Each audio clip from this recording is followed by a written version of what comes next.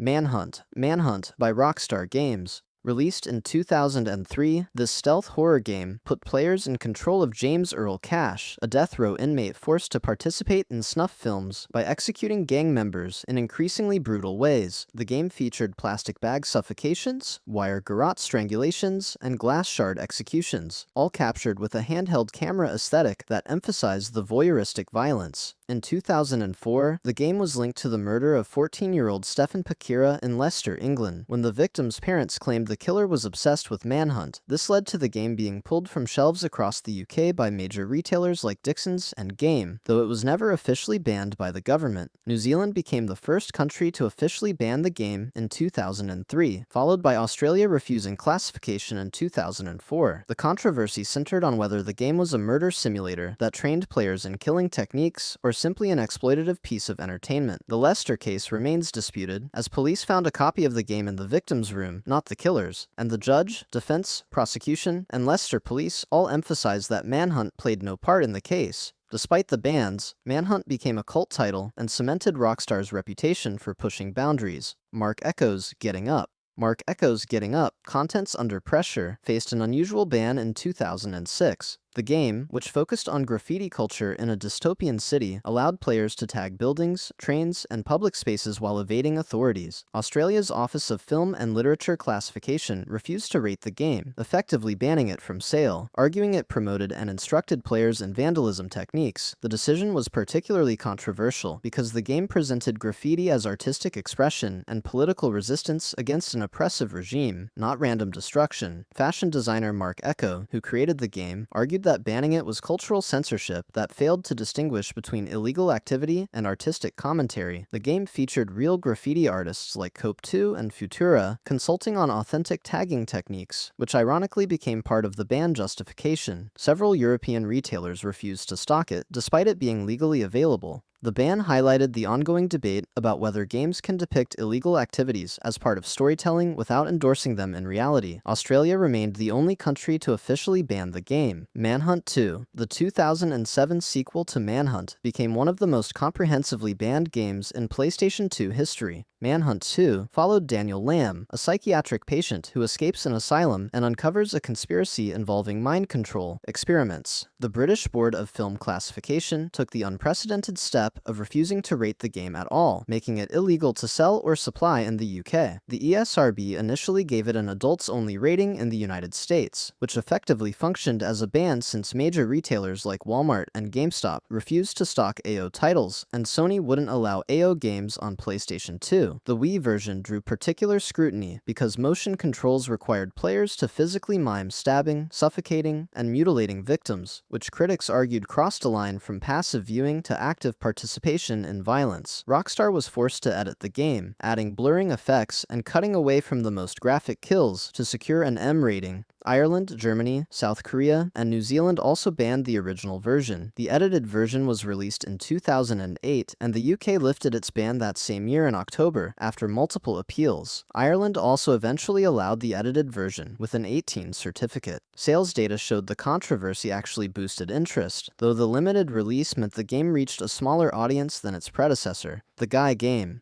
The Guy Game earned a permanent ban unlike any other PlayStation 2 title due to legal issues rather than content concerns alone. Released in 2004 by Top Heavy Studios, this trivia game featured spring break footage of young women answering questions and exposing their breasts if players answered correctly. The game was recalled and banned after it was discovered that one of the women filmed was 17 years old at the time of recording, making portions of the game legally child pornography. The participant filed a lawsuit claiming she was intoxicated when she agreed to appear and didn't provide proper consent for the footage to be used. A Texas court issued an injunction prohibiting the game's sale, and retailers immediately pulled all copies from shelves. Unlike other banned games that faced censorship debates, The Guy Game was legally prohibited from distribution with no possibility of appeal or edited release. Publisher gathering of developers went defunct shortly after, and copies became rare collector's items, though possessing them occupies a legal gray area. The game's ban was absolute across all regions, and it remains one of the only games banned for clear legal violations rather than moral objections. Rule of Rose.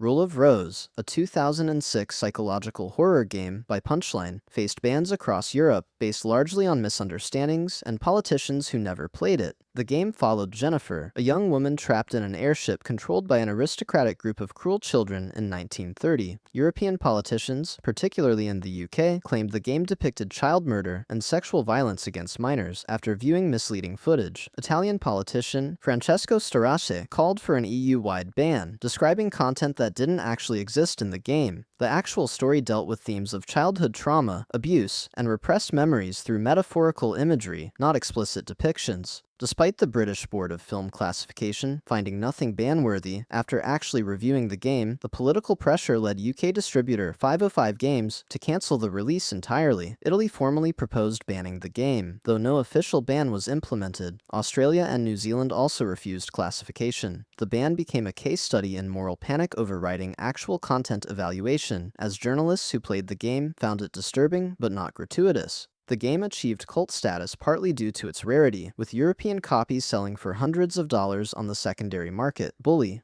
Rockstar's Bully faced bans and attempted bans in multiple countries before its 2006 release, making it one of the most preemptively restricted games in PlayStation 2 history. The game cast players as Jimmy Hopkins, a troubled teenager navigating social hierarchies at Bulworth Academy through missions involving pranks, fights, and minor mischief. Brazil banned the game in April 2008, with judges in multiple states prohibiting sales based on claims it encouraged violence and bullying in schools. The irony was that the game's core narrative was anti-bullying, with Jimmy standing up to abusers and protecting weaker students. Groups like Peaceaholics in the United States protested outside Rockstar's offices, and Florida attorney Jack Thompson attempted legal action to prevent the game's release entirely, arguing it was a Columbine simulator. The game was released in Europe under the title Canis Canem Edit, which translates to Dog Eat Dog, to distance it from controversy. Despite fears about school violence encouragement, studies found no correlation between the game and behavioral issues, and many educators noted it actually portrayed bullying consequences.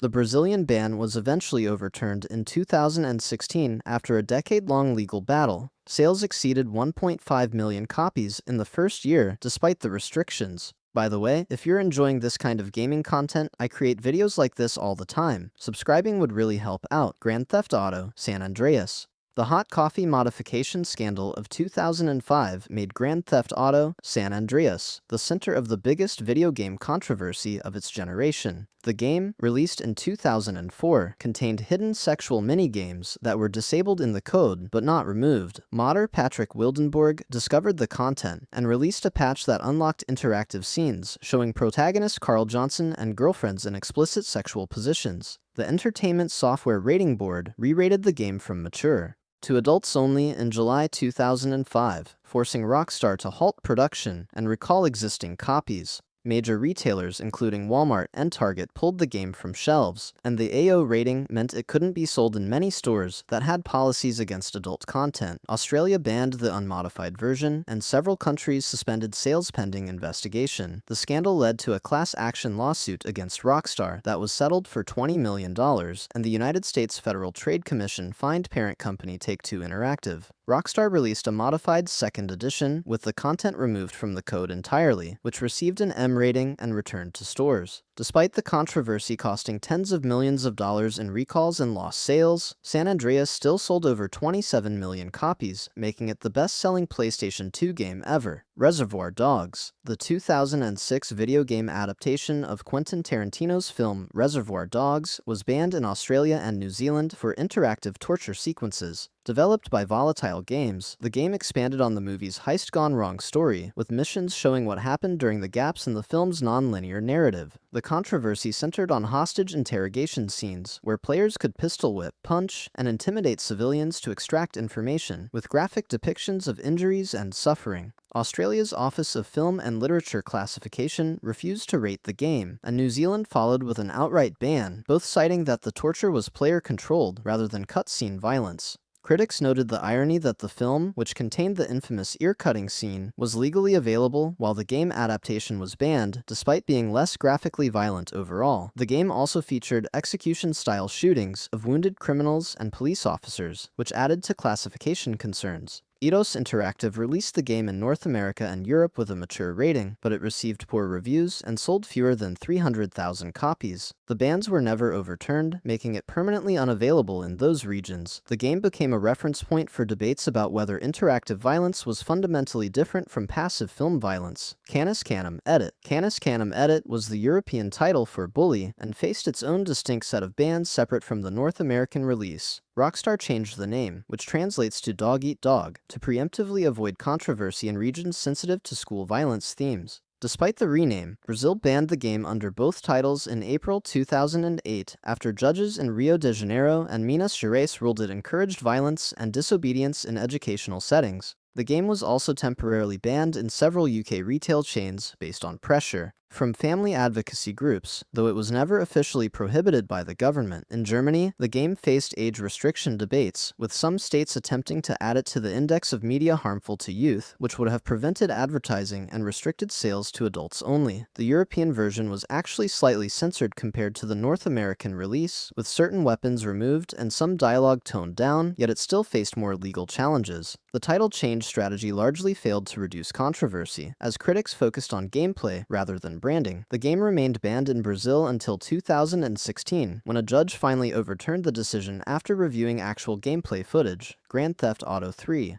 Grand Theft Auto 3 faced a ban in Australia following its 2001 release. The game launched in late October 2001, just weeks after the September 11th attacks, and Rockstar made last-minute changes removing certain content, including references they felt were inappropriate given the timing. Australia initially released the game with an MA15+ rating, but the Office of Film and Literature Classification reversed course and banned the game on November 28, 2001 after re-reviewing it. The classification board determined the violence, sexual content, and criminal activity were too extreme, particularly citing violence against prostitutes. Rockstar was forced to create a censored version with reduced blood effects and removed sexual content. The censored version was rated MA15+ and released in early 2002. The game's depiction of carjacking, drive-by shootings, and missions for criminal organizations made it a target for politicians seeking to address youth violence. Despite the controversy and required changes in some regions, the game sold over 14.5 million copies and revolutionized open-world game design. The game's cultural impact was so significant that subsequent entries faced preemptive scrutiny in dozens of countries before release. Grand Theft Auto Vice City. Grand Theft Auto Vice City faced unique bans in 2003 due to cultural sensitivity issues and stereotyping complaints. The game, set in a fictional Miami in 1986, featured storylines involving Haitian and Cuban gang conflicts. Haitian and Cuban community leaders in Florida protested the game's portrayal of their cultures as criminal organizations, with specific outrage over a mission where players were told to kill the Haitians. New York City Councilman Joseph Adabo Jr. and Haitian American Grassroots Coalition threatened legal action and called for the game's recall. Rockstar initially defended the portrayal as satirical and historically grounded in 1980s Miami crime culture, but eventually agreed to remove the offensive dialogue in later versions. Australia's version was banned and required censorship similar to Grand Theft Auto 3, with prostitution scenes altered and violence reduced. The game was also temporarily pulled from some retailers in the United States, pending Rockstar's removal of the controversial dialogue. A second edition was released with approximately 1 minute of dialogue removed from 2 missions, which satisfied critics and allowed the game to return to shelves. Despite the controversy and required changes, Vice City sold over 17.5 million copies and became the best-selling game of 2002. The incident highlighted how cultural representation in games faced increasing scrutiny beyond violence concerns alone. Singles, Flirt Up Your Life. Singles, Flirt Up Your Life, a 2004 life simulation game by Rotobi, was banned in multiple countries for sexual content presented in a mainstream gaming format. The game functioned similarly to The Sims, but with explicit sexual interactions between characters that players could initiate and control. Australia refused classification, effectively banning the game because the sexual content was interactive rather than passive video footage. The game featured nudity with visible genitalia and sexual acts shown from multiple camera angles that players could manipulate. Germany initially released the game, but later added it to the index of youth-endangering media, restricting sales to adults in sealed packaging with no advertising allowed. The controversy stemmed from the combination of cartoonish, approachable art style with explicit content, which ratings boards felt could appeal to minors despite mature themes. Unlike pornographic games that were clearly adult-oriented, Singles marketed itself as a relationship simulator with humor and life management mechanics. Several retailers in the United States refused to stock the game even though it wasn't banned, and the ESRB rated it M for mature. The developer released a censored version called Singles 2: Triple Trouble that removed explicit visuals while keeping suggestive content. The original version remains banned in Australia and restricted in Germany with no plans for re-release. Mortal Kombat Deadly Alliance. Mortal Kombat Deadly Alliance, released in 2002, faced bans in several countries, despite being the series' first three-dimensional fighting game with less graphic violence than previous entries. Germany banned the game from public sale by adding it to the Index of Youth Endangering Media, requiring it to be sold only to adults in non-public areas of stores with no advertising. The decision focused on the fatality finishing moves that allowed players to rip out spines, break necks, and crush skulls of defeated opponents. Australia nearly refused classification, but ultimately rated it MA15+ after Midway agreed to reduce blood effects in the Australian version. South Korea banned the game